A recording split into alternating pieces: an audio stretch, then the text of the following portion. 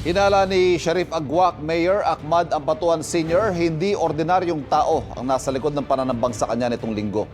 Ipinunto rin niya naganap ang ambush matapos siyang bawian ng security detail.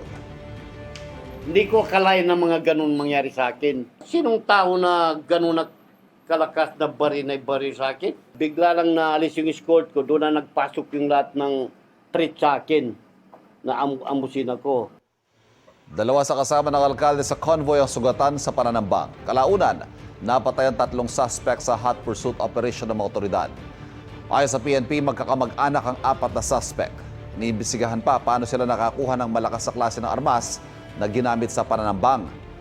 Gun for hire ang isa sa mga tinitignang nasa likod ng krimen. Pumuna ng Special Task Group ang PNP para tumutok sa investigasyon. Ipinagutos din ng Malacanang mabilis ang panglutas sa krimen. Kinukundina po ng Pangulo ang nangyaring yan. At dahil sa kanya pong pag-uutos at direktiba, agad-agad din pong kumilos ang DILG, pati po ang PNP. Kapuso, huwag magpapahuli sa latest news and updates. Mag-iuna ka sa balita at mag-subscribe sa YouTube channel ng GMA Integrated News.